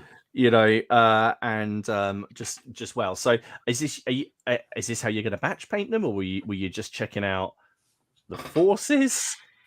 I mean, that's the kind of thing which you could put out, and that would actually, put you off. Steph has just said how he liked the way I was looking over my shoulder while I was telling that story. Absolutely.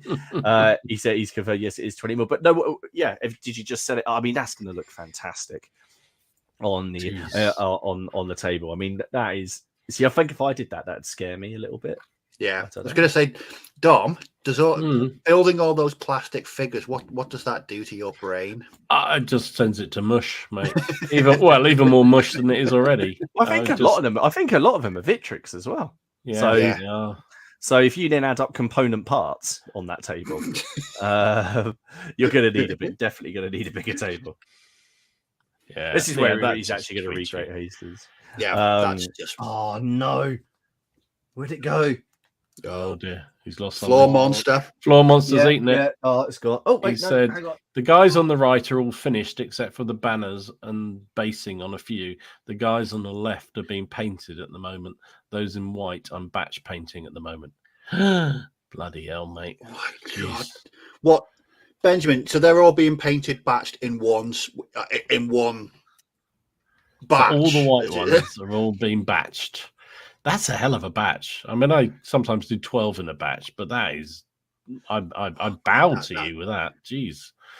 I would need... Benjamin, right? I know it's probably going to be quite a bit of an effort for you to come to CrackCon, right? But can you come and do Hastings? Right, we'll do it for me, dude. We'll have to again. Look, Yorkshire's happy. I knew he was going to be. Yorkshire's happy. Yeah, big bang. Absolutely Ken, fantastic. I thought that's the size of one of Ken's normal pipe blocks on that table like that. That is absolutely fantastic stuff. I can't believe I just dropped that bloody thing. Next up, we have Dave and his Fireforged. Oh, sorry, it's come out a little bit small. I like this because he painted all like the Woad war paint on the on there, and a bit bravehearty, but they're really, really nice. Now I'm actually sticking together Fireforge models at the moment, and I'm enjoying them. Dom, you'd like them because they have a body, 2 arms, and a head. And I have actually got a couple of Fireforge, and I do like them for exactly that reason. If you're going to go from multi-part, make them mini multi-part. Not many mini. You know what I mean? Not many parts. Yeah, no, I know what you mean. Absolutely, no. They are very good because I managed to pick up the Black Guard, which I know they're meant to be Berbers, but I'm going to use them in my Crusade projects. I'm sure a few of them got around, and also if they're just going to be a generic elite unit, I think they'll look quite cool. But that is awesome stuff, and I did have a look at their dwarves. So that's why I wanted to share that. Danny has been doing some Teutonic Knights and Templars, very nice. Which are also, I believe, the Fireforge models as well. They look like it. Which are cracking stuff. Now, Carl. Now this is from. Why isn't that coming up? There we go. So these are 15 mil. This is from the Joan of Arc Kickstarter. Oh, wow. The one that the box that your scenery's in, Dom. That isn't Joan of Arc. Yeah. Yes. This is what came. So these are 15 mil. Obviously these are a bit more of the fantasy side of things. I mean, he's done a cracking job on those angels. They look awesome, and I think they're like wild dogs, like wargs kind of thing. But to see the scenery at the back, that they all came in that. I know people who went in and backed it just to buy the scenery. Because it came with a castle as well. But British Legion did it as well, didn't he? Because I remember he did a series of videos of them, and I looked and I thought, blimey, they are 15 mil. They're amazingly good. I think they are. I think. Well, yeah, they. I think Medieval Wargaming. I think Nick he actually looked at them and said, you know, about mixing them in with your 15 mil armies and stuff, because they've got some brilliant characters. But no, lovely work, mate. Chris, one for you here, Steve. Chris has been working on his NAM series. Oh yes, look at those. I just hear the Rolling Stones. I really can. I love the sound. I love the smell of burning MDF in the morning. Absolutely, they're fantastic. Brilliant work, Chris. Lovely stuff. I wanted to start seeing some Vietnam games now. You're going to have to get one filmed, Steve, when you got it done, and stick it up. Oh, that's going to take me ages. James, so James, after his Fitzwalter livery, this is his Brunswicker. So he's gone ahead like 400 years, and he's done his Brunswicker. So that's just not fair. I mean, how can you make something that's basically just black and blue look so bloody good? I mean, it's just not right, is it? It's just not right. Sorry, no. Lovely work, James. Brilliant. No, Dom's not bitter. It's no. I just think, oh, that's so nice. Jeez. It is cracking stuff. It does look very, very cool. Someone's just said CrackCon 5, Crackheads on tour. Yep. Yeah. Well, can you imagine us going up to a customs person and say, "What are you here for?" We're here for CrackCon. We're not going to get in, are we? No. Well, I did tell you guys, didn't I? At the club that on Friday, that we should do this. So a couple of years ago, pre-kids, I hit on the idea on Christmas Eve. I said, right, what we're going to do? I'm not going to buy a single drink on Christmas Eve, and I'm going to end up very, very drunk. And I said, what we'll do is we'll just go around and visit lots of people, because whenever you go there on Christmas Eve, someone offers you a drink. Yeah. Haley said that this wouldn't work, but she offered to drive just to see me try. So we went to, I went to my parents, her parents, aunts, uncles, cousins, people I didn't even really know. You just turn up, drop them a card, and you usually get a sherry or a whiskey or something. I was absolutely shitted. I slept on the face. There's a photo floating around of me face down. It's probably on Facebook, face down on the sofa, which is where I woke up on Christmas morning. So, but Crackheads on tour, yeah. If anyone's got a venue or place we can crash, then yeah, let us know. Next up, we have now, James. This is a 40k model, but I love this, and because this is part of the lore. Because I do this is the Bloodthirster.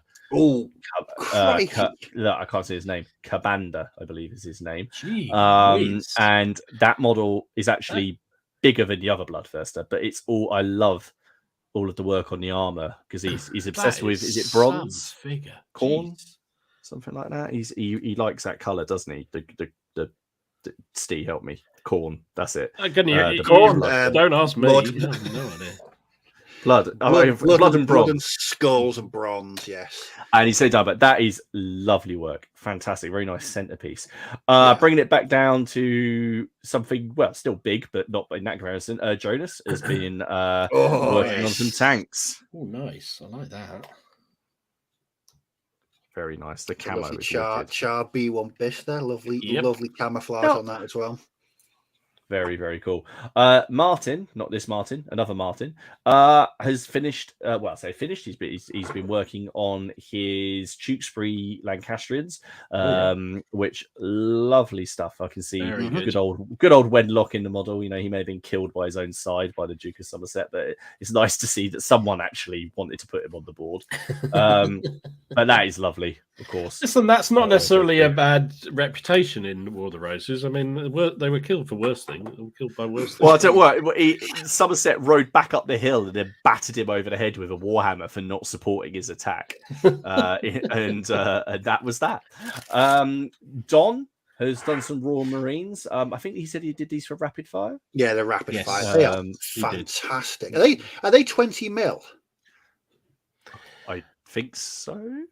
Don't know. No, actually. I think they're 15. No, I think they're 15. Are they 15? God, I was absolutely blown away by the detail on the faces. That for such, for less than 28 mil, brilliant detail on the faces. They are cracking stuff. Joshua, speaking of World War II, he's got some motorcycles. Oh, lovely. They're nice. Motorcycles. Now, I think he said he was using these for Battle Group. I think. Yes. So Robin, there you go. Oh, that was another purchase Ken did, didn't he? He bought the. Oh yeah, he bought the Battle Group. Well, he bought Battle Group, but then he bought the Arnhem supplement to go with it. And he did buy. What the hell else did he buy? He did buy some. There was a load of stuff. He did buy a load of stuff. So he failed. Now I put this up here. Matt Mail, long time watcher of the stream. Battle Matt over on YouTube. He made a newsletter in Cerisa's. Yeah, I saw that. Yeah, there's his models, his Lion Rampant game. His models gone to there. So well done, Matt. That looks brilliant awesome. stuff. Nicely done. Paul has been working on some Afghans. Oh, lovely. Oh wow, they're Very nice. cool. Ooh, It's just they're really very crisp. I love it. I Yeah, just come love out how really, people really get nice. even really simple models with very simple designs, make them look so good. Yeah, brilliant. That's the real art of a good painter, isn't it? Absolutely. No, they look fantastic. Hang on, I can't just change the photo at the minute because I'm drilling a hole through a. Oh fuck it! It's broken. Anyway, next up is Paul McKay, his Roman Centurion. Oh, oh my goodness! Very, very, very nice. Very nice.